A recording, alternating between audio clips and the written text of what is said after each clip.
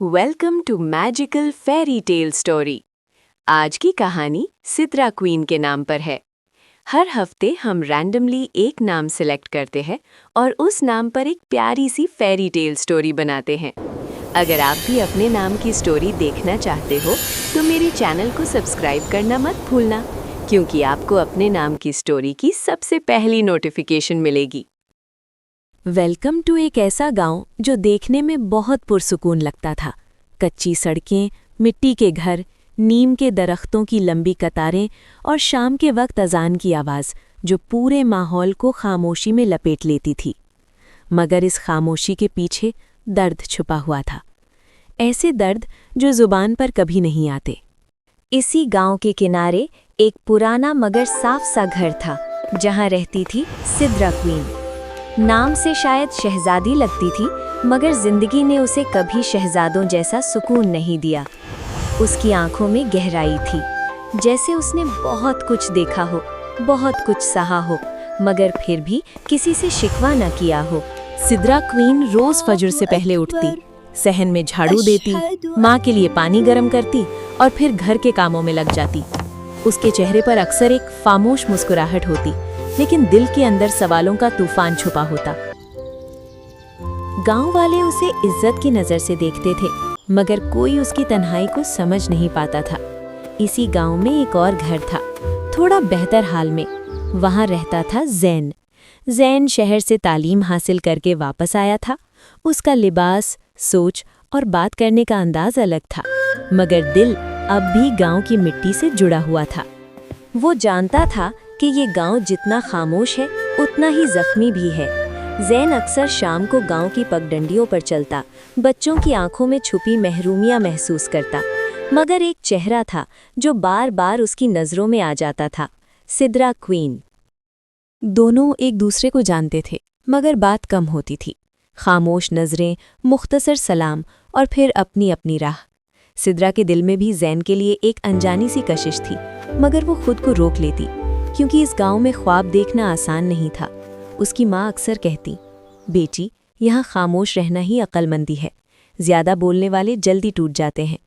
सिद्रा सुनती, मगर उसका दिल इस खामोशी को कबूल करने को तैयार नहीं था। फिर एक दिन गांव में एक वाक़या हुआ। एक गरीब किसान की ज़मीन छीन ली गई और पूरा गांव बस देखता रहा।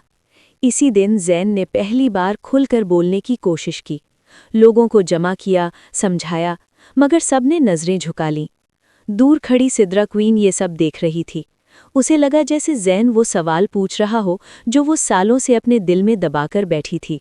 उस रात सिद्रा सो नहीं सकी। आज गांव की खामोशी उसे शोर लग रही थी। अगली सुबह कुआं पर ज़ैन ने आहिस्ता से पूछा, सिद्रा, क्या तुम्हें कभी नहीं लगता कि हम सब बहुत ज़्यादा खामोश हैं? ये पहली बार था कि किसी ने उसके दिल की बात जुबान पर रखी हो। सिद्रा कुछ नहीं बोली, बस घड़ा उठाकर चल दी, मगर उसके कदम भारी हो गए थे। और वहीं से इस खामोश गांव की कहानी बदलने लगी, क्योंकि जब एक सिद्रा क्वीन बोलती है तो खामोशी भी डर जाती है। सिद्रा क्वीन और ज़ैन चुपचाप उस पथ पर चल रहे थे, जहां चेरी ब्लॉसम के फूल हवा में धीरे धीरे गिर रहे थे। न कोई लफ्ज़, न कोई वादा, मगर दोनों के दिल एक ही बात महसूस कर रहे थे। ये मुलाकात सिर्फ इत्तेफाक नहीं थी। गांव अब भी वही था, खामोश, सीधा साधा, मगर आज हवा में कुछ बदला हुआ लग रहा था। सिद्रा क्वीन ने पहली बार महसूस किया कि खामोशी हमेशा कमजोरी नहीं होती, कभी कभी ये एक इंतज़ार होता है, सही पल का। ज़ैन ने उसकी तरफ देखा। उसकी आंखों में सवाल नहीं था, सिर्फ यकीन था। कभी कभी ज़ैन ने आहिस्ता से कहा, सिर्फ साथ चलना ही काफ़ी होता है। सिद्रा ने कुछ नहीं कहा, बस हल्का सा मुस्कुराई। ये उसकी ज़िंदगी की पहली मुस्कुराहट थी, जो डर से आज़ाद थी। उस दिन के बाद सिद्रा क्वीन बदल रही थी। वो अब भी नर्म थी, अब भी खामोश, मगर उसकी खामोशी में अब हिम्मत थी। गांव के लोग उसे देखते और महसूस करते कि इस लड़की में कुछ अलग है। वो किसी से लड़ती नहीं थी, मगर उसकी मौजूदगी लोगों को सोचने पर मजबूर कर देती थी। ज़ैन और सिद्रा अक्सर उसी पथ पर मिलते, कभी बात करते, कभी सिर्फ चल देते। और धीरे धीरे गांव की खामोशी टूटने लगी। लोग बोलने लगे, अपनी बातें, अपने दर्द, अपनी उम्मीदें। सिद्रा क्वीन समझ चुकी थी कि असली ताकत शोर में नहीं, सच्चाई में होती है। और ज़ैन जानता था कि जब एक लड़की खामोशी से खड़ी हो जाए तो पूरी दुनिया को हिला सकती है। चेरी ब्लॉसम के फूल अब भी गिर रहे थे, मगर अब वो सिर्फ फूल नहीं थे, वो नए कल की निशानी बन चुके थे।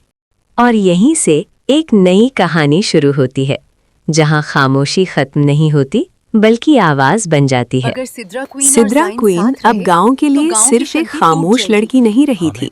उसकी मौजूदगी से लोगों के दिल हिलते थे और कुछ लोगों को ये बात बिल्कुल पसंद नहीं थी। गांव के कुछ असरदार लोगों ने महसूस कर लिया कि अगर सिद्रा और ज़ैन यूं ही लोगों के साथ खड़े रहे तो पुरानी सोच टूट जाएगी। एक शाम जब चेरी ब्लॉसम के फूल हवा में बिखर रहे थे, सिद्रा के घर के दरवाजे पर सख्त अल्फाज सुनाई दिए।